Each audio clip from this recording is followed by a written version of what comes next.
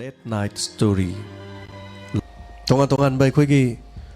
ทดว่าทกแกมาเลี้ยมสิทกลีบ้าทดสิงสิดาไอ้คนน่ะปุ่นิ่งลูกสิงไว้บักแกยาคนน่ะตำชินมาตะกันนะบ่ตำชินมาตะมังมาตาสันมาตะมังมากันสุดเลยทีปุ่นิ่งลูกสิงไว้ก็ได้บ่นุ่งสีบ่ปุ่นิ่งนุ่งสีบ่ทกกี่บ่ทดก็มันเอาไอ้คนน่ะตำจะไปยาบ่สิกุมบักแกยาปุจรักปนี่งั้นสิจูปุจรักลีมาดีรักสูบ่ Late Night Story งั้นสิกี่ story สิ Stone Man นุ่งกิมีให้เราอังกฤษกี่ว่าให้ดาวคุยไม่ได้ลอนดาฮันดอกแล้วก็ดีมาตัวไม่ให้ตาเลยทกดกสิทกกี่เป็น1986สิเดทกกี่เป็นทกดกมาครั้งนี้ฮันบะทกดกสิมุมไบเดทกกี่มาทำมาดูดามุมไบให้รำดับบะบอมเบย์กันให้รำบะมาทำพุทธปาตมีไว้แก่มารุมตัวมีมาปาลำเดจัดไปเช่นเอาสิ่งนั้นตรงข้างบิดออกมานี่คุยกี่ลำดับสิเดพุทธปาตตุ้มบะสิมาสิ่งยามนั่นเลยเตะคราดีเลยยามนั่นเลยเตะไม่ยามนั่นเห็นข้างบิดเลยมณีปูร์ดีมิสิงยามจะได้บ่ลำสุพิกจะบ่ลุยนะพันอะไรแต่ไล่เดให้บุษย์นี่เราก็จ้าบ่มาสิงยามนั่นเลยแต่บ่มาสิงจ้ามากันนี่ฟุ้งมาถอยจ้ามาอย่างใครพบว่าอยู่เดือน2000มามังเดทุกิบ่ census กี่ให้จะบ่ตาย2011กี่ report เอาจิก census มาสิงที่บ่หัวเลยมาสิงเฮงกลักแต่บ่ไม่ยามลุยข้างบิดนี่ notice กี่ยามมาเลยดิบสเตทสิงดานี่เราก็จ้าบ่มาสิงมาด้วยนะอาสามนัดนั้นแต่ลำสิงสิมาสิงยามนั่นเลยทีมาปาลำดาเลยบาสิกุมบามาสากิยุ่มเลยจะได้บ่โฮมเลสทงกิมาฆ่าตะตุมบาพุทธปาตะตุมบาดูกิมาติกมาสิงยามนี่ไม่ยามนี่เห็นเขามีมาปาลำดาละริกตัมบาสะทุกจะสินถ้าว่าอิงหางจัดพอดีไม่ยามลอยอูบีเลยเอาคุยชมแต่ที่ถอยในเทงนั้นดำเนี่ยคุยนอูบดังงักไปยามเผาเฮกอาหารบ่อูบดังก็นุปีนักพีมันก็ทาระก็ปิกลิบังหังอามาอันนี้อาหุมทาระก็ตุมบาน้องสุรการที่ก็ไม่ตรงกันนี่กันนะขันไปคุยนะน้องไอ้ตัวผสมพาวินุ่งชีผสมพาวิก็ได้สุดตัวบุ้งอะมุดเดมันจะกลายเห็นนะมีจิละกันที่ทับจิลิงกันนะตรงนักขุดตะปังเท่งก็ว่าดีงางแต่นักขุดถึงโถก็นี่บักขุดประตูปัญจรีเบสินะงัสกิวาริสกิสโตนแมนกิวาริสิดาฮันโบอินะ1986ดามุมไบกิมาฟังมาดาฟุตปาดอามาดามีโอยอามากักสีระก็เลยรำกีมากิสีระก็เลยรำไม่มองสีมังกักสีเล็กไข่บ่อดูกะมักกกตะโซบันุ่งกุมมันน่ะสูระก็หัดบ่ police น่ะสิบ่อามาเลยรำไม่ให้เดินอายุตะโลกเลยกันน้ำตัวมันน้ำมันนินไหนเดกระดมน่ะดีมันน้ำมันนินไหนกันนี่ลำดับมาสิเดเลยริบมีหลักคนนี้ป่ะมุมไบขับเตอร์เดเลยริบมีมาสิงห์ดูกี่ยามกันสุกยามกระบมีสิ่งที่มากิโนมากิทกปะไม่กี่ต้องจัดนบังอาตันเนี่ยอดูบุใครเห็นอิรังมาทกไปให้ไปสิมุมไบโอรักสุอตัยมาพมุรักสุอินักแกรักคนไปอิมุงคาราสังกับปังกะเลยไปอิมุงก็มาละมิสิมินามาทกกันดีมาสิลอยน้ำมักเฮกตาลอยน้ำมักใจบ้าเด็กดีว่าทกตุลอยเส้นนับกินนัตระก็มีหัดปะพักันนับกินดุมโตไปเอาอดูบุมาสากินี่ให้เดินเลยพมเลยจัดระบะจ้าบะพาวเดจารังวันนี้จารามวยขังดับมีมันเลยแต่ว่ามาทำได้มากิดมังตะกันอาโถก็ว่ากัดปีกันนี่แค่นั้นไปเลยอิรัมดำสนาเลยปักสิดดีตรงงานมาเสียโซซิงไม่รับไปบีคลับน้องไอ้แต่ว่าทงโดมาโถกันแต่คุยไม่ยามลอยนอุบสิละก็มาดูกิดมังตะคนเราว่าเสียมตัวมันมาคุยกิดเดียดูกุมบ่มาสีระนาแล้วก็จักนี่บ่มันสีบ่มาทำได้ก็ได้กุมทำนามันนี่ไหนเดมาดูกิมาตุ้งนุ่มิดครั้งนี้เลยละกันดำมูจับมันอาบสีบ่มาพังอาสีบ่สีสมังกังเลยที่มกกตัวนุ่งเจ้าบ้ามันสุกายแล้วก็หัดไปเนี่ยสิริบะมีตัว police นักขังมาตัวกระมนะมาเสสักนี่บะมีนี่พุทธปาตตุมบะมีนี่มาฮักกินี่หายไปแล้วกันอากุมมาตะเลยรวยหายไปเส police นักขังอันนี้สูบมีเสียดูดสู police นักอู่แล้วก็ขังก็ลกขัดแล้วก็อดุม postmortem ก็ตัวบ่อยแล้วก็ municipality ตัวสินแล้วก็อดุมเฮกตัว police ถูกกี่ไปจัดตัวเนี่ยมาสิ่งมาตุ้งขนาดเลยละกันดำมุคุยเดินนามุมีอามามุสีพุทธปาดอามาดมีอหมสูจเลยอหมสูบได้กี่ที่ police นักขัดเลยไอ้มาสิ่งที่มองมันนี่นะสิริบัสเซมองสิมาคุยอหมสีให้เป็ดจับมันเองอดูระบดีมิเสียสิก็ไม่ตัวจานนแค่สิ่งตั้งขันเลยมีเดียน่าสุกอดตัวเดเป่าตัวสุยาวเดสมัยตัวนั้นจริงนั่นเลยไงเด้ออหุ่มสูบจะทุกข์รมาตุงเด้อนุ่มนี่เลยระกับมารีสูบมามุทุยมารีสูบจะสุพุทธปาตุมบะมีนี่มาด้วยนะมุมไบกี footpath सिरमीब जगह से मफम अनी खंगनी अमंगना सियोन हाइना खंगनबा मफम अमा मदुगा मफम अमना king church हाइना खंगनबा Mumbai की कोई जगह अमा हाइतारे लम मखन अनी सिदने अयाम्बा असुमना मी मरी सुजनग्रे मरी सुरो मतुंगददी पुलिसना मरी मिहात असी चप मानबसिना मसीदी सीरियल किलर अमगी मवोंग द ओइबे याई हाइबसगी वखलोंदा पुलिसना थिजनबा खितंग हवे अदुबु कनागुम चिंगनबा मत लेते फारबदी करमाइना फागनी कनादा फारोनी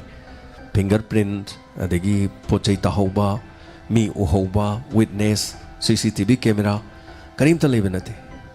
लाइरबा चाकनी फिनीबा चाबा तकपा फंगद्रबसिंगना तुम्मीबा जगादुदि कनाना सीसीटीवी खिनबिनी मखोइना तुम्मीसे अमम्बा मीना चनदबा अदुंबा गली अदगी अदुमाइना फुटपाथ खोंगना चटपा जगादुदा तुमबन असुमना मथंग मथंग सिजलकपदा मियोय मरी सुरकपदगी मथंग मियोय मंगा सुरखी मदुगी मथंग दमु मियोय तरुक सुरखी तरुक सुबददी मयाम की खोलाव म खरगा लाक हौरे न्यूज चैनल सिंग खरा खरा मदुगी मतमदु न्यूज चैनल लई मतम नते कोई पाव मतमदु दे दूरदर्शन अदुगा कोना लाक पंगातनी मयाम सिदगी आज तक न खरा हिंदी चैनल दा लाखिबने अदुसु दूरदर्शन दा पुंग 10 मखाइदगी आहनबदा संतोमगा मदुई मतुंग द कोना इंडिपेंडेंट चैनल अमा कोना लाखिबने मतमदुदा अखोगी नेशनल टीवी नगा अदुगुम पावगुम्बा कवर तौरमदे सरकार की पाव खरा करी खरा नतना अदुगा तोंगान तोंगान बखोगी न्यूज पेपर सिंग दा हाइतारे खरा खरा हौरखी चेफोंग अथेंबगी नुमिदांग वाइरम फोंगबा अदुगा नुंगतिगी खरगा फोंगबा चेफोंग चिदा खरा खरा यावबा हौरे मसक खंगदबा मियोय खरा समाइन सिदना लेरे चाकनी बा खरा हाइदना कनागुमा मिसिंग रिपोर्ट लेरदी कनो तोबियो मोइजी मसक ताकपियो गाइन अदुगी मतुंगदगी पुलिस की अचौब सिंग दा यौरे अदगी पुलिस कांगु दा हाइरे थिगलो मसिगी मतंगदा थिजनबा हौरो मखा चथदनबा हाइदना थिजनबा हौरे अथेंगबा नुमिदांगदा तौबा थबक ओइरमगनी हाइदना फुटपाथ लेबा मिसिंग मखोय तुम्मीबा जगह से पुलिस संगबा हौरे अदगी दे मुक तुमि लेग्रे हाथ खिद्रे मखा ताबा थोकिद्रे थौदोक्से अदगी दी अथेंगबा मतम मतम सिदा पुलिसना थोइने संग कानसिददी कनाम लाक्त्रे कमाई लाकनी पुलिस संग लेरे हाइदी मिहालेबा मीदो मसाना लाक्तबा ताबन असुमना नुमित खरनि तुमिन अमुक लेरबा मतुंगसिदा मियोय अमा मो हाल लेरम अदुदगी पुलिस अंगे पुलिस अमुक सेक्शन बावरे मदगी खर लेरकांदा अमुक तुमिन अमुक लेग्रे असुमना 1980 का 6 द थोकिबा थौदोक्सिदगी 1987 योक्सलखरे 87 द मुक तुमिन खजिक्तंग लेरुरे 87 हौरोकपदगी अमुक खर लेरगा था नि अहुम लेरकांदा अमुक मी हातपा मो हौरे असुमना मथंग मथंग हौरोकपज पुलिस को ngaure मदुगी मखोय फाबा करिमत ngamdre aduga मथंग मथंग हालकपदा 1988 योक्सले 1988 फाउददी असीबा मसिंग पुलिस न खोंगत केबसी 12 पुलपना 12 से चप माननसी मकोक्सी नुंग अचौबा मन सुबन 12 सिगी मिहात असिगी मनाक्ता नुंग तारंबा यावे नुंग सिंगसे किलो 30 हेना लुम नुंग अयामना नुंग अचौबा किलो 30 से हम चावरे सिना Kokta मुखतंग थादरमने अयामना सिरिबा मसिंग लोइनमक लाइरबा ngaktani changni fini bangatani asumna 1988 the police se asuki matik check sion hariba jaga se king exercise jaga se da loinamak senadana laikre policing na haire tummagadi footpath tummi besing se group oina tumo adu natragadi nakhoi na thanda tummadi halani kariguma nung paiba nupa duno hat kena laga so amada nung thadaringe da amanu hobi ai ma nung du mi khudi makta thomba ding amoy ayama matam na man halise nai tom tumba footpath nai tom leram banga tani mahangna hali besing se masidagi makoi punjanara ga tumba kharaure खरा मदी footpath लेसे वखन चोइबा वांगांग बद police नंगांग बता दबा सिगुम कया सु यावी अदन पुन्न तुमु गा हाबदि यादब सुदम याव मतम मदुदा 1980 का 8 दी मियोय तरागनी थोय अस्सी बहचांग पंखरब मतुंगदा मखाताना मी हात पथोकिद्रे मफम मदुदा लेबा प्रजा मियामना हाइबददी अस्सी बसे फंखिब मसिंग कुन तरुक सुई हाय रिपोर्ट सिदा केस सिदा यावबदा पुलिस ने लौखत की बदा सीब मसा फंगबदा सुमनतंगी तरागनी थोय फंखिबनी खरदी मखोइना फंगगा म्युनिसिपालिटी द मदुसिना थोगा पोलोय किबनी मखोइना FIR पालहौदबगी रिपोर्ट सिदल चलहौदबनी मखोइना लौखटखिबदा मी मसिंगसे कुनगा तरुक सुबनी हाइदना मफम अदुगी मुंबईदा लेबा प्रजासिंगना फोंदोक्किबगी वाफम लेखि अदुबो अचुमना कदाइनो अरानमना कदाइनो पुलिस की माइकैदगिदी रेकॉर्डता सुमना तंगी मी तरागनी थोय असुमना मसिगी मतुंगदा क्राइम सी तुमिन अमुक लेखरे अमुहन मफम दुद थोकिद्रे पुलिसु कोक साब फरे मियामगिसु इरांग हौरखिद्रे मी अमतनसु सिरिबा मीदो खोइगी मरी मतानी खोइगी मीनी हाइदना कनामतनसु वाकटपा लाकिदे असुमना 1989 दा मिहात असि कोलकाता दा मु हौरखि चप मानब थौदोक्ता मी मंगक्सम लेखाइरगा मकोक्ता नुंग किलो कुन ताबा कुंथ्रा ताबा कितंग खेनबना कोलकाता दना नुंग से किलो कुन की मथक की नुंग ना ओइना मकोक्ता थादरगा हाले पुलिस ने यामना कन्ना सेनारमे कोलकाता की लेरिबा पुलिसिंग ना अरुम्ब नुंग मी पुरगा लाकप्रा थेंगबदा नुंग पुरगा चतपा मी यावरना चेक फावबा याम कन्ना तौखि मसिगी मतुंगदा मुंबई पुलिस का कोलकाता की मतमदुदा कोलकाता की हावड़ा पुलिस की कांगूसिगा मखोई चप मानना पाउसी फाउनखिरमे केस असगी मतंगदा पाउ लौनखि खरा खरा मानबदुदगी मखोइसु खंगिदे अदुबु मखोई मिसी असगी मतंगदा थिजन मतमदा खरा खरा मरी लेनबो ओइखि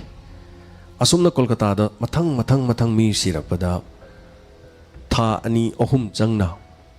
मी हालकपदा मियोय 13 पुन्ना अमुक मकोकदा नुंगना सुरगा हाटपसी 13 सुखी मतमदुदा कोलकाता दा फोंगबा इंग्लिश की न्यूज़पेपर अमना हाइखि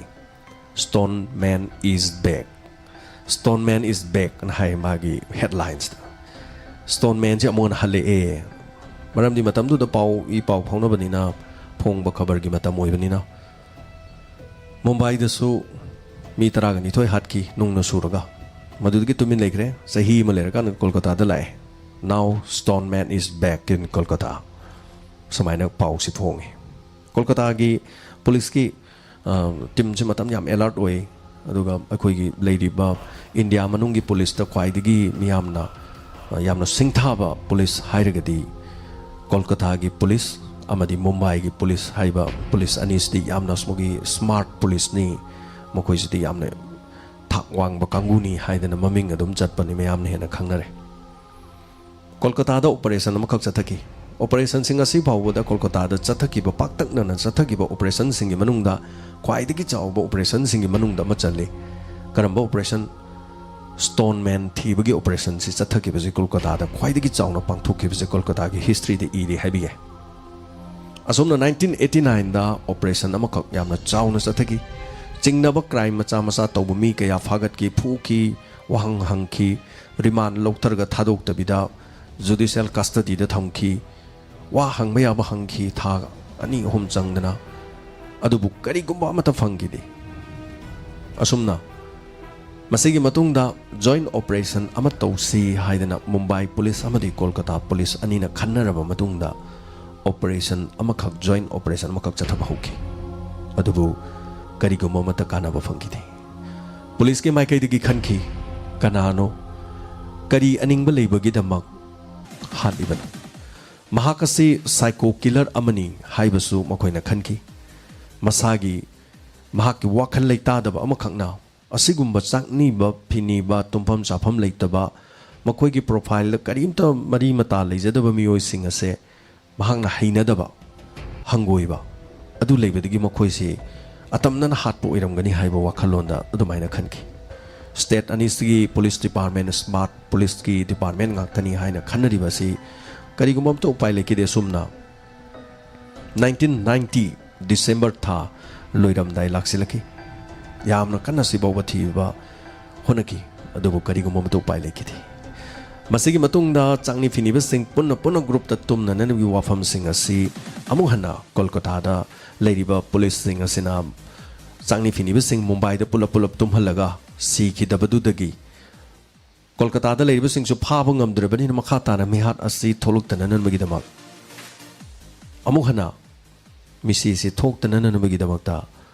punna punna ꯃꯈꯣꯏ ꯑꯁꯤ ꯇꯨꯝꯃꯨ ꯍꯥꯏꯕ ꯋꯥꯐꯝꯁꯤ ꯃꯨꯝꯕꯥꯏꯗ ꯇꯧꯈꯤꯕꯗꯨꯒꯨꯝꯅ ꯀꯣꯜꯀꯇꯥꯗꯁꯨ ꯇꯧꯈꯤ ꯃꯁꯤꯒꯤ ꯃꯇꯨꯡꯗꯒꯤ ꯑꯃꯨꯛ ꯍꯟꯅ ꯃꯤꯁꯤ ꯑꯁꯤ ꯀꯣꯜꯀꯇꯥꯗ ꯊꯣꯛꯈꯤꯗꯦ ꯑꯗꯨꯕꯨ ꯄꯨꯂꯤꯁꯀꯤ ꯃꯤꯑꯣꯏꯁꯤꯡ ꯃꯤꯀꯨꯞ ꯅꯍꯨꯝꯁꯤꯡꯅ ꯂꯩꯈꯤ ꯅꯨꯡꯅ ꯁꯨꯔꯒ ꯍꯥꯏꯔꯤꯕ ꯊꯧꯗꯣꯛ ꯑꯁꯤ ꯃꯈꯥ ꯇꯥꯅ ꯊꯣꯛꯈꯤꯗ꯭ꯔꯦ ꯃꯁꯤꯒꯤ ꯃꯔꯛꯇ 2006 ꯑꯃꯗꯤ 2007 ꯌꯧꯔꯛꯈꯤ ꯍꯥꯏꯔꯤꯕꯁꯤꯗ ꯃꯨꯝꯕꯥꯏꯗ ꯑꯃꯨꯛ ꯃꯤꯁꯤ ꯃꯤ 6 ꯈꯛ ꯃꯊꯪ ꯃꯊꯪ ꯍꯥꯠꯄꯒꯤ ꯊꯧꯗꯣꯛ ꯑꯃꯃꯨꯛ ꯊꯣꯛꯈꯤ ꯑꯁꯨꯝꯅ ꯃꯤ 6 ꯍꯥꯠꯄꯒꯤ ꯊꯧꯗꯣꯛ ꯑꯁꯤꯗ ꯁꯤꯔꯤꯕꯁꯤꯡ ꯑꯁꯤꯁꯨ ꯐꯨꯠꯄꯥꯠꯇ ꯇꯨꯝꯕ ꯃꯤ ꯑꯃꯃꯝ ꯂꯣꯏ ꯑꯣꯏꯈꯤ ꯑꯗꯨꯕꯨ ꯍꯥꯏꯔꯤꯕ ꯃꯤꯁꯤꯡ ꯑꯁꯤꯒ ꯃꯃꯥꯡꯗ ꯊꯣꯛꯈꯤꯕ ꯍꯥꯠꯈꯤꯕꯁꯤꯒ ꯈꯖꯤꯛꯇꯪ ꯈꯦꯟꯅꯕ ꯑꯃꯅ ꯃꯤ ꯍꯥꯠꯂꯤꯕ ꯃꯤ ꯑꯗꯨꯅ ꯃꯍꯥꯛꯅ ꯊꯛꯄ ꯑꯣꯏꯔꯝꯕ ꯌꯥꯏ ꯍꯥꯏꯅ ꯆꯤꯡꯅꯕ ꯕꯤꯌꯥꯔ ꯀꯦꯟ ꯕꯤꯌꯥꯔ ꯕꯣꯇꯜꯒꯤ ꯕꯤꯌꯥꯔ ꯀꯦꯟꯗꯨ ꯃꯍꯥꯛꯅ ꯍꯥꯠꯂꯤꯕ ꯃꯤꯁꯤꯡꯁꯤꯒꯤ ꯃꯅꯥꯛꯇ ꯕꯤꯌꯥꯔ ꯀꯦꯟ ꯑꯃꯃꯝ ꯊꯝꯃꯝꯃꯤ ꯑꯁꯨꯝꯅ ꯃꯍꯥꯛꯅ ꯃꯤ 6 ꯍꯥꯠꯈꯤꯕꯁꯤ ꯃꯤ 6ꯇꯨꯒꯤ ꯃꯅꯥꯛꯇ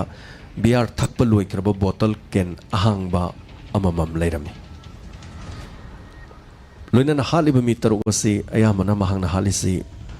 ꯊꯥꯡꯅ ꯍꯥꯠꯄ ꯊꯤꯜꯂꯒ ꯍꯥꯠꯄ ꯌꯥꯎꯏ ꯆꯩꯅ ꯀꯜꯂꯒ ꯍꯥꯠꯄ ꯌꯥꯎꯏ ꯌꯣꯠꯆꯩꯅ ꯀꯜꯂꯒ ꯍꯥꯠꯄ ꯌꯥꯎꯏ ꯅꯨꯡꯅ ꯊꯣꯝꯃꯒ ꯍꯥꯠꯄꯁꯨ ꯌꯥꯎꯏ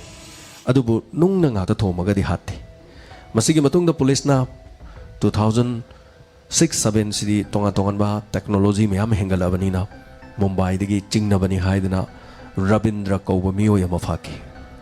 ꯃꯍꯥꯛꯅ ꯂꯩꯔꯤꯕ ꯀꯥ ꯑꯗꯨꯗ ꯆꯦꯛ ꯇꯧꯈꯤ ꯃꯇꯝ ꯑꯗꯨꯗ ꯃꯤ ꯑꯁꯤꯕ 6 ꯑꯗꯨꯒꯤ ꯃꯅꯥꯛꯇ ꯂꯩꯔꯝꯕ ꯕꯤꯌꯥꯔ ꯀꯦꯟ ꯑꯗꯨꯒ ꯆꯞ ꯃꯥꯟꯅꯕ ꯕ꯭ꯔꯥꯟ ꯃꯍꯥꯛꯀꯤ ꯀꯥꯗꯒꯤ ꯐꯪꯈꯤ ꯃꯁꯤꯒꯤ ꯃꯇꯨꯡꯗ ꯃꯍꯥꯛ ꯆꯤꯡꯅꯕꯗꯒꯤ ꯄꯨꯂꯤꯁꯅ ꯐꯥꯔꯒ ꯋꯥꯍꯪ ꯄꯥꯎꯍꯪ ꯇꯧꯈꯤ ꯋꯥꯍꯪ ꯄꯥꯎꯍꯪ ꯇꯧꯕ ꯃꯇꯝꯗ ꯃꯥꯒ ꯀꯔꯤꯝꯇ ꯃꯔꯤ ꯂꯩꯅꯗꯦ ꯍꯥꯏꯈꯤ ꯑꯗꯨꯕꯨ ꯇꯉꯥꯏꯐꯗꯅ ꯅꯥꯔꯀꯣ ꯇꯦꯁ ꯇꯧꯕꯒꯤ ꯑꯌꯥꯕ ꯃꯗꯨꯒꯤ ꯄꯨꯂꯤꯁ ꯗꯤꯄꯥꯔꯠꯃꯦꯟꯠꯅ ꯑꯌꯥꯕ ꯂꯧꯈꯤ ꯀꯣꯔꯠꯅ ꯑꯌꯥꯕ ꯄꯤꯈꯤ ꯅꯥꯔꯀꯣ ꯇꯦꯁ ꯍꯥꯏꯕꯁꯤ ꯀꯔꯤꯒꯨꯝꯕ ꯀꯦꯃꯤꯀꯦꯜ ꯑꯃ ꯑꯩꯈꯣꯏꯒꯤ ꯆꯤꯡꯅꯔꯤꯕ ꯃꯤꯑꯣꯏ ꯑꯗꯨꯗ ꯀꯥꯞꯁꯜꯂꯒ ꯃꯍꯥꯛ ꯒ꯭ꯌꯥꯟ ꯇꯥꯍꯟꯗꯅ ꯇꯔꯪ ꯃꯔꯪꯗ ꯂꯩꯍꯜꯂꯒ ꯃꯇꯝ ꯑꯗꯨꯗ ꯄꯨꯂꯤꯁꯅ ꯍꯪꯅꯤꯡꯕ ꯋꯥ ꯃꯌꯥꯝ ꯍꯪꯕ ꯃꯇꯝꯗ ꯃꯍꯥꯛꯀꯤ ꯃꯆꯤꯟꯅ ꯄꯪꯈꯨꯝꯗ ꯈꯨꯝꯃꯛꯄ ꯑꯗꯨꯗ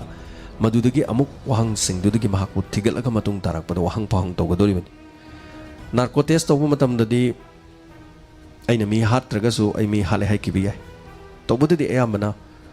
100ꯒꯤ ꯃꯅꯨꯡꯗ 65%ꯗꯤ ꯑꯆꯨꯝꯕ ꯑꯣꯏꯒꯜꯂꯦ 100ꯗꯤ ꯂꯣꯏꯅ 100ꯗꯤ ꯑꯆꯨꯝꯕ ꯑꯣꯏꯗꯦ ꯚꯥꯔꯠꯀꯤ ꯑꯥꯏꯟꯗ ꯑꯃꯨꯛ ꯄꯤꯔꯤ ꯀꯔꯤꯒꯨꯝꯕ ꯀꯅꯥꯒꯨꯝꯕ ꯀ꯭ꯔꯤꯃꯤꯅꯦꯜ ꯑꯃ ꯆꯤꯡꯅꯗꯅ ꯀ꯭ꯔꯤꯃꯤꯅꯦꯜ ꯑꯃꯅꯤ ꯍꯥꯏꯗꯅ ꯃꯍꯥꯛ ꯐꯥꯔꯕ ꯂꯣꯏꯅꯅ ꯃꯥꯒꯤ ꯃꯊꯛꯇ ꯅꯥꯔꯀꯣ ꯇꯦꯁ ꯇꯧꯕꯒꯤ ꯑꯌꯥꯕ ꯀꯣꯔꯠꯅ ꯄꯤꯔꯕ ꯑꯃꯗꯤ ꯄꯨꯂꯤꯁꯅ ꯅꯥꯔꯀꯣ ꯇꯦꯁ ꯇꯧꯔꯕ ꯃꯇꯨꯡꯗ ꯃꯤꯍꯥꯠ ꯑꯗꯨꯒꯤ ꯃꯇꯥꯡꯗ ꯃꯁꯥꯅ ꯃꯔꯥꯜ ꯌꯥꯖꯔꯕ ꯑꯃꯗꯤ ꯃꯗꯨ ꯔꯦꯀꯣꯔꯠ ꯂꯧꯔꯕ ꯃꯗꯨ ꯀꯣꯔꯠꯇ ꯄꯨꯊꯣꯛꯑꯒ ꯃꯗꯨꯅ ꯋꯤꯠꯅꯦꯁ ꯑꯣꯏꯅ ꯄꯤꯔꯒ ꯃꯗꯨꯗ ꯀꯣꯔꯠꯅ ꯃꯉꯣꯟꯗ ꯗꯟꯗꯤ ꯄꯤꯕ ꯌꯥꯗꯦ ꯃꯁꯤꯃ ꯚꯥꯔꯠꯀꯤ ꯑꯥꯏꯟꯗ ꯂꯩ ꯅꯥꯔꯀꯣ ꯇꯦꯁ ꯇꯧꯕꯗꯤ ꯌꯥꯏ ꯑꯗꯨꯕꯨ ꯅꯥꯔꯀꯣ ꯇꯦꯁ ꯇꯧꯔꯕ ꯃꯇꯨꯡꯗ ꯐꯪꯉꯛꯄ ꯔꯤꯄꯣꯔꯠ ꯑꯗꯨꯒꯤ ꯃꯇꯨꯡ ꯏꯟꯅ ꯀꯣꯔꯠꯅ ꯗꯟꯗꯤ ꯄꯤꯕ ꯌꯥꯗꯦ ꯍꯥꯏꯕ ꯑꯃꯈꯛ ꯂꯩ ꯃꯔꯝꯗꯤ ꯃꯤꯌꯥꯝꯅ ꯍꯦꯟꯅ ꯈꯪꯕꯤꯔꯝꯒꯅꯤ ꯈꯪꯕꯁꯨ ꯌꯥꯎꯕꯤꯔꯝꯒꯅꯤ ꯃꯉꯣꯟꯗ ꯀꯥꯞꯁꯟꯒꯗꯣꯏꯁꯦ ꯅꯤꯁꯥ ꯃꯈꯜ ꯑꯃꯅꯤ ꯍꯤꯗꯥꯛ ꯑꯣꯏꯅ ꯀꯥꯞꯁꯜꯂꯒ ꯃꯥꯏ ꯃꯆꯤꯟꯗꯣ ꯍꯪꯗꯣꯏꯅꯤ ꯅꯪ ꯑꯗꯨ ꯃꯤꯗꯣ ꯍꯥꯠꯄ꯭ꯔꯥ ꯉꯥꯎꯔꯤꯉꯩꯗꯨꯗꯗꯤ ꯍꯥꯠꯇꯕꯗꯣ ꯍꯥꯠꯄꯅꯤ ꯍꯥꯏꯈꯤꯕꯁꯨ ꯌꯥꯏ ꯅꯠꯇ꯭ꯔꯒ ꯃꯍꯥꯛꯅ ꯇꯧꯕꯁꯤꯡꯗꯣ ꯃꯔꯤ ꯂꯩꯅꯅ ꯃꯊꯪ ꯈꯨꯝꯃꯛꯑꯗꯤ ꯄꯨꯂꯤꯁꯅ ꯏꯟꯚꯦꯁꯇꯤꯒꯦꯁꯟ ꯇꯧꯕꯗꯨꯒ ꯆꯥꯟꯅꯔꯒꯗꯤ ꯃꯈꯥ ꯇꯥꯅ ꯍꯤꯗꯥꯛ ꯀꯥꯞꯇꯕ ꯃꯇꯝꯗ ꯅꯣꯔꯃꯦꯜ ꯑꯣꯏꯕ ꯀꯥꯟꯗ ꯋꯥꯍꯪ ꯃꯌꯥꯝ ꯍꯪꯉꯒ ꯑꯆꯨꯝꯕꯗꯨ ꯐꯣꯡꯗꯣꯛꯄ ꯌꯥꯅꯅꯕꯒꯤ ꯑꯗꯨꯒꯤ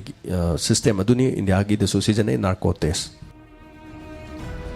ꯑꯁꯨꯝꯅ ꯅꯥꯔꯀꯣ ꯇꯦꯁ ꯇꯧꯕ ꯃꯇꯝꯗ ꯃꯍꯥꯛ ꯃꯁꯥꯅ ꯌꯥꯖꯈꯤ ꯃꯤ 6 ꯅꯠꯇꯦ ꯃꯥꯅ ꯍꯥꯠꯈꯤꯕꯗꯤ ꯃꯤ 13ꯅꯤ ꯑꯩꯅ ꯍꯥꯠꯈꯤꯕꯗꯤꯅ ꯍꯥꯏ ꯑꯗꯨꯕꯨ ꯈꯨꯗꯝ ꯆꯥꯡꯗꯝ ꯑꯃꯠꯇ ꯐꯪꯗꯦ ꯃꯍꯥꯛꯅ ꯍꯥꯠꯂꯤ ꯍꯥꯏꯕꯗꯤ ꯃꯍꯥꯛ ꯌꯥꯝ ꯀꯟꯅ ꯌꯥꯖꯔꯝꯃꯤ ꯄꯨꯂꯤꯁꯅ ꯅꯥꯔꯀꯣ ꯇꯦꯁꯀꯤ ꯑꯗꯨꯝꯕ ꯇꯦꯁ ꯇꯧꯕ ꯃꯇꯝꯗ ꯏꯔꯥꯏ ꯂꯥꯏꯅ ꯑꯗꯨꯃꯥꯏꯅ ꯑꯁꯦꯡꯕꯁꯤꯡꯗꯨꯗꯤ ꯃꯍꯥꯛꯅ ꯍꯥꯏꯈꯤ ꯑꯗꯨꯕꯨ ꯀꯣꯔꯠꯅꯗꯤ ꯃꯗꯨꯗꯩꯗ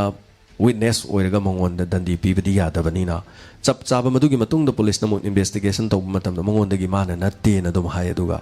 ꯃꯇꯝꯗꯨ ꯃꯤ 13 ꯀꯗꯥꯏꯗꯒꯤ ꯃꯤ 13ꯅꯣ ꯃꯤ ꯍꯥꯠꯇꯦ ꯍꯥꯏꯕꯁꯤꯗ ꯑꯗꯨꯝ ꯂꯩꯈꯤ ꯃꯃꯩꯊꯪꯗ ꯃꯍꯥꯛꯀꯤ ꯋꯤꯠꯅꯦꯁ ꯆꯞ ꯆꯥꯅ ꯄꯤꯕ ꯉꯝꯗꯕꯗꯒꯤ ꯀꯣꯔꯠꯅ ꯅꯨꯄꯥ ꯔꯕꯤꯟꯗ꯭ꯔ ꯍꯥꯏꯔꯤꯕ ꯅꯨꯄꯥ ꯑꯁꯤ ꯊꯥꯗꯣꯛꯈꯤ ꯃꯁꯤꯒꯤ ꯃꯇꯨꯡꯗꯒꯤ 2016 ꯂꯥꯛꯈꯤ ꯍꯧꯖꯤꯛ 2019 ngasi chahi ahumgi mamangda Assamgi Guwahati amuk hana miyoi ama footpath tumba ama mangak lekhairaga makokta nung kilo kunlum lumbana makokta thadaraga miyoi ama halamki matam maduda north east थोप थोदोक अमा ओइबना मियाम पुनमक चही कयागी ममांग स्टोन मैन कोलकाता हाटखिबा मी मुंबई दा हाटखिबदुग चही कया कानरबनिना वाफम सिंह असि कनासु खंगनरुथि अदुबु मतम मदुदगी खंगबा police की कांगबु सिंह न्यूज चैनल सिंह तोंगान तोंगान बा लेरिबा जर्नलिज्म दा लेरिबा मियोय सिंह नामु हाइकी now stoneman is back in Guwahati the stoneman अमुखन हले मियाम थाजनखिदे गुवाहाटी अतई मेट्रोपॉलिटन सिटी मक चांगदमनब नत्रबजु नॉर्थ ईस्ट लेरिबा अखोगी स्टेट सिंह असिदगी यामना मी यामना लेरबा मिटोप कया लेरबा लोइनना कोलकाता की हेक चौखटलब मेट्रोपॉलिटन सिटी अमगी मतुंग लाकपद नॉर्थ ईस्ट की ख्वाइदगी सुगमलब मी यामना चेलब शहर अम ओइरिबा गुवाहाटी दा असुमना मी अमा हाटलब मतुंगदा मियोय अममुक चप मानना हाटकी मसिगी मतुंगदा अहुम सुबु ओइना अमगा मो हाटकी मदुगी मतुंगदगी गुवाहाटी दी यौरकले हाइबो वाफम से निमु निमु ngangnarkba amadi social media gi internet ki khuthangdagi asigumba stone man asi guwahati da hale haibadagi footpath tumlamba kaya punna punna tumlabadi hat pangam loi khanbadagi punna punna tumba hoki thijinba hoki kanagumba chingnaba leibra haiduna dubu karigumba mata upai lekide stone man kanano karigi damakta 1986 तगिना 88 फाव चाही अनि चंगना मुंबई द मियोय तरागनि थोय हालिबनो मसिगी मतुंगदा 1989 द कोलकाता द मियोय तरा हुमदोय करिगी दमक्ता हालिबनो अदुसु फुटपाथ तुम्बा कना लेजद्रब मियोय नाक्ता मसिगी मतुंगदा 2006 अमदि 7 दा मुंबई द मी अममम हालगा मनाक्ता बियर बोतल अमा थमलम लिबसिना कनानो ngasi फावबा खंगबा ngamdri 2016 दा गुवाहाटी यौरखिबनिना शहर सिंह द फुटपाथ तुमलिब मियोय सिंह करम मतमदा हाइरिबा थौदोक असि अमुक खन हलकदगे हाइबा ngamdi स्टोनमैन की वाखलोंदा लाइरबा चांगनिबा सिंह बु मकोकता नुंग थादरगा हाटलिबगी वाखन हौजिकसु महाक हिंगलम खिगदरा करमबा सिटी द लेरंगनि लोइना महाक की वाखलोन करिनो करिगी दमक्ता हालिबनो महाकना करी नुंगाइतब लेबनो महाक कनानो ngasisu india gi hai singlaba leiriba tongan tongan ba police ki kangluk singna stone man india manung da thogliba thodok asi ngasi maksu chamam na duna neli kanano haiba khangba ngamdri stone man amohana halakpasu yari sahar amada footpath tumliba sing naitom tumliba sing da ngak lekhairaga kokta achouba kilo कुंथ्रा लुमलबा नुंग अदनो कोकता थादरगा महाक की मिहात serial killer असिगी महाक की नाइतोम पांगथोकिबा थौदोगसि अमुक हना थोलकपसु थोलक लोई हाइनिंगाइ लेति ngasi फावबदा कनानो करिनो हाइबा लिखुन असि चप खंगदना चप कनामतना हाइरिबसिदा खंगदना ngasi सु दुमंग लेरि चप चाबसि अदुम खंगबु ngमखिदि लोइना ngasi gi wari asi asini stone man 1986 तगिना 2016 फावदा असम द थोहलमलब मदुंग चप मानबा थौदोकसिंग असि महाकना तौरिबरा नत्रगा महाक मानना कनागुम्बा खरना तौरिबरा अदुबु थोकिबा थौदोक अहुम सिदा 1986 तगिना 88 फावदा हाटकिबा मियोयसिंग अयामन मंगक लेखायरगा मकोकता नुंग किलो कुंदगिना कुंथ्रा फावबा लुमना थादरगा हाटपा मसिगी मतुंगदा 1989 दा कोलकाता दा मियोय त्राहुमदोय चप मानबा मिहात्ता करिगुम्बा अमत खेनदना थोकिबा अमदी 2016 दा असम द मियोय अहुम हालंबा असिगा थौदोकसिंग असिगा चप मानरी मसिगी मतुंगदा करम्बा शहर दा करम्बा मफमदा फुटपाथ की करम्बा जगह दा थौदोक असि थोकदगे हाइबा कना अमतना खंगद्री हेन चेक्शन निगाय ओइरी सेक्शन बदगी हेन फबा करिगुम्बा अमत लेति ngasiगी लेट नाइट स्टोरी से ताबिरगा मयांगे पुनिंगदा करि फावि वांग हंगबिनिंग बलेरसु स्ट्रीमर सिंह हंगबिरक पयागनी कमेंट बॉक्स ता म्यामबु मिनिट अनि home ngaijabagi matam logjari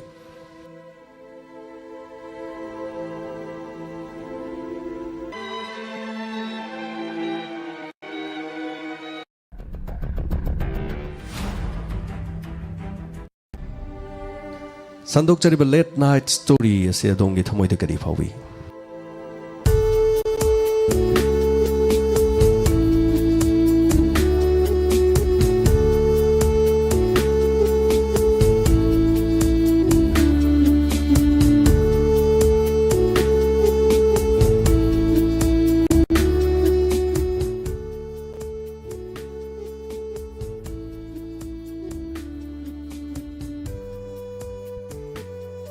하나나 다가짜리 팅러버 맞다 마시 파오다 랜나이트 스토리 따비로 봄나오부 하나나 다가빠 봉독자리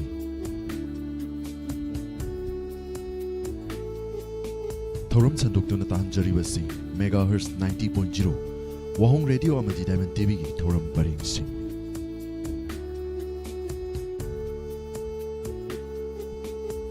더럼기 마카사 타자락바다 뿡 아마 따락바 마tamda Inspector Dayagi Anoba episode kidamak mayam pumnamak naiminasi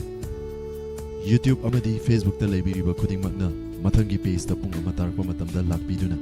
Inspector Dayagi Anoba episode saruk yaminasi Wahong radio da laibiriba khudingmak yoina makhal mathel isai khudol tamjagi isai taduna mayam punna Inspector Dayagi naiminasi pumnamakbu Surjit Kumanchana khurumjari